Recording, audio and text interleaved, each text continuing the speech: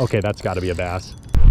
Whew, it's a little bit windy out here, but I just got done with work, and today we're doing a little bit of pond fishing. I got an ultralight in here, but I've also got my Ned rig rod. I'm gonna just start with the Ned rig rod. Because it's pretty windy out there, I'm gonna go ahead and explain today's mission right here, so that way my audio is not like the whole time, you know, you get it. I've got several lures with me today that I'm happy to throw. That being said, I've got one specific rig that I'm super eager to try. Some viewers out in California, my man Guillermo and his uncle Mark, well, they actually make videos together and they buy mule jigs. And Mark found out that the 1/64 ounce jig with a Yamamoto Kut Tail Worm kills it. When he first told me this, I'm like, dude, are you sure you're using the 1/64th? But sure enough, they actually made some videos on it, which I'll link in the description below. But they freaking catch so many fish on this crazy little rig. The 1/64 ounce jig is really a very, very small ultralight jig. And the fact that he decided to pair it up with a finesse worm is super innovative and super cool. So he's talked about how many fish he's caught. Well, the other day he sent me a 5+ pounder on the dang rig, and I just gotta try this now. Like, I have been waiting long enough. It is time I try it. It's getting awfully cold here in Michigan, but I'm optimistic that a little bit of a finesse rig ought to be able to catch something. Let's go try it out. If it doesn't work today, I'll happily switch it up, maybe go ultralight fish. Got to do what we got to do. I just want to catch some fish. Let's get started. Okay, I tried to pick a spot that's somewhat out of the wind so we're not just constantly battling that. But like I said, this is a small 1/64 ounce mule jig. This really is an ultralight jig, and I tend to fish this mostly for panfish. That being said, a 4-inch cut tail by Yamamoto is pretty small in finesse as well, so honestly it's going to match up well. I went ahead and opted for a fire red with green pumpkin because that'll mimic bluegill extremely well.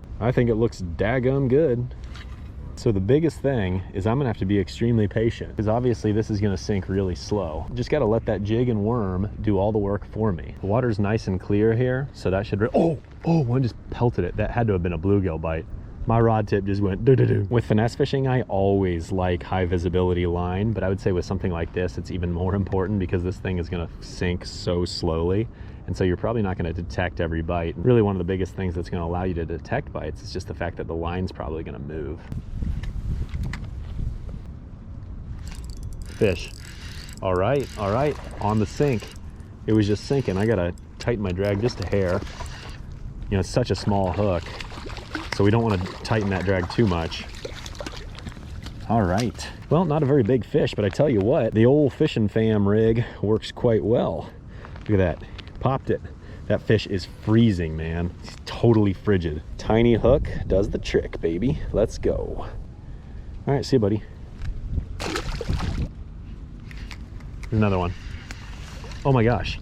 Well, I guess that's the value of using a tiny jig. Oh, see you, buddy. That was a bluegill. I'll count it as a catch. We got 2 fish, 2 species. Just looking at it in the water, I know you can't see it, but it's just like, it just falls so slowly. And actually the video that those guys put out, they had some underwater footage, which obviously is super cool to watch.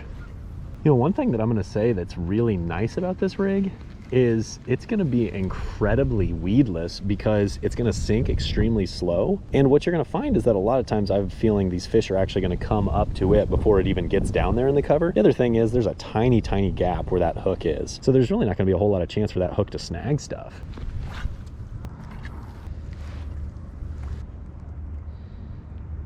There he is. There he is. What is that? What do we got here? Well, that's a surprise. Is this a white perch? I don't think that's a white bass. I think it's a white perch. Yeah, I'm pretty sure that's a white perch. What the heck? That was definitely not an expected species for the day.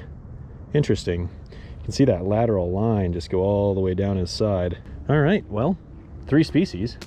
Definitely not what I expected, but I tell you what, the mule jig, you just never really know what you're gonna catch. There he is. I knew I was getting a bite. Oh my gosh, it's another one of those white perch. I didn't expect to have so many of these fish in here, but hey, you never really know what's gonna be in a body of water in this state. That's the one thing I've learned. He's literally holding on. He really wants that worm. Oh my gosh, that was painful. All right, see you, buddy. You know, small bodies of water like this, I just don't even understand why those fish are here. Okay, my first impressions of this rig right here is I'm very, very intrigued. I think this thing actually could be a game changer in specific conditions. When the fish are really lethargic, feeding up, or really just want a slow fall, something like this is gonna be awesome. This totally opened my eyes to the fact that the 1/64 ounce jig can be used in even more ways than I expected. I already thought it was the most versatile jig in the world. Well, now I definitely think it is. Anyways, I don't have a ton of time left because like I said, the sun goes down so dang early, but I'm gonna keep moving and grooving, see if we can catch some more bass because I've only got 1 bass on it. I'm nothing but confident though that I can definitely put this thing to use on more bass in the future. hopefully today. Let's go. Come on, largemouth. If you just follow the, there it is. What is this, another one of those things? Oh my gosh, they love this thing. They freaking love this thing. They're like choking it too. Come out here thinking, man, this finesse rig is gonna be awesome for bass. Well, it's good for white perch. There ain't nothing wrong with a little versatility. Oh, I was gonna say, if you wanna see some results from this rig besides from my video, just follow the Mule Fishing Instagram, because I've reposted my man Mark a couple times, and I gotta be honest with you, man. The fish that he sent me the other day, the 5+ pound bass, I was just like, what the heck is this? Like, how come I have not thrown this rig yet? What am I doing? Why am I waiting? Those guys fish the California Delta a ton, and so they're fishing a body of water that has big bass in it, but not only that, it gets a lot of bass fishing pressure. And so I think one of the main reasons this could be super helpful for them is the fact that it's so different, it's so unique. That was such a great bite. It's another one of those dang things. Oh my gosh, this place is just chock full of these things. Man, he just choked that. Oh my gosh. I can't help but think about the fact that the Ned rig is getting more and more popular everywhere you go. And it makes me even more excited about the fact that I offer these unique sizes of mule jigs. This 1/64th ounce jig is so small and so finesse that maybe this really is the future of finesse fishing for a lot of guys. You know, it's certainly the way that I like to go, but I'm also biased. I obviously wouldn't have come out with a jig like this if I didn't truly believe in it, but it just makes me believe in it that much more when I see success everywhere. California, Virginia, Nebraska, the list goes on and on and on. Every state, for the most part, has ordered mule jigs, and everybody's having luck on them. And everybody fishes them slightly differently. That's what's super cool. I love seeing how people rig stuff up. All the unique ways people fish these jigs has just been nothing but fun for me to watch. I'm gonna have to use this rig again in the future, somewhere where I have a little bit more confidence in the bass fishing. Gotta be patient. That's a fish. Oh my gosh, okay, I gotta get out of here. There's just a school of these things, I swear. I mean, I'm not mad about it, but at the same time, like, I'm really hoping to find a bass. They're really not all that big. I don't know how big those things get, but they're pretty small little fish. Yeah, fishy, fishy, fishy, fishy, fishy. Yeah, fishy, fishy, fishy, fishy. It was bound to happen at some point. I'm fishing the bank through a lot of wood, and I pulled up on my jig and snagged something.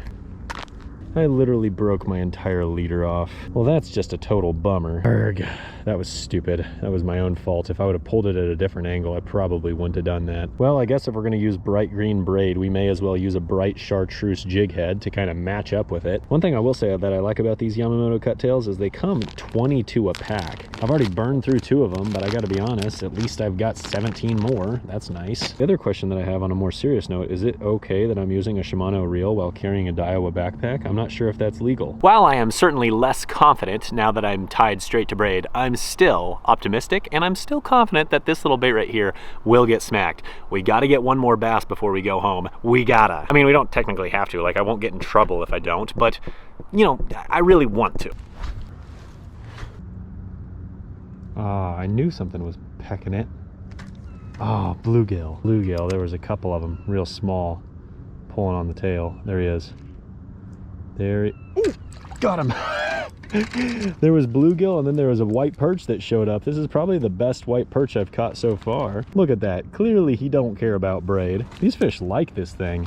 Look at that. He just gobbled it right down, man. All right. The meatiest perch I've caught today. There was a couple bluegill short striking it, and he came out of nowhere and just pelted it. Kids, don't try this at home. There he is. There he is. There he is. What is this? Oh my gosh.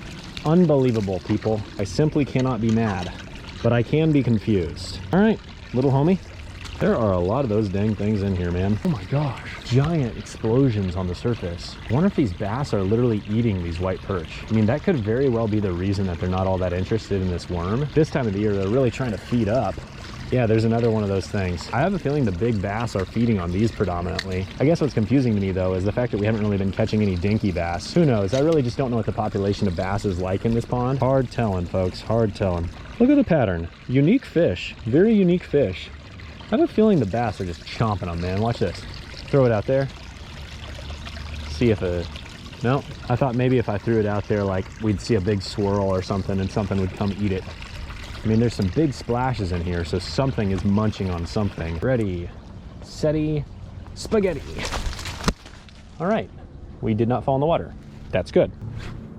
At first I just thought it was such a weird sounding rig, and now that I've fished it, now that I've looked at it, it's like, no, this is probably gonna be in my arsenal moving forward. I just think that I need to try it when the conditions are right from a bass fishing standpoint. If I had to guess today, I would have been a lot better off with moving baits that mimic bait fish.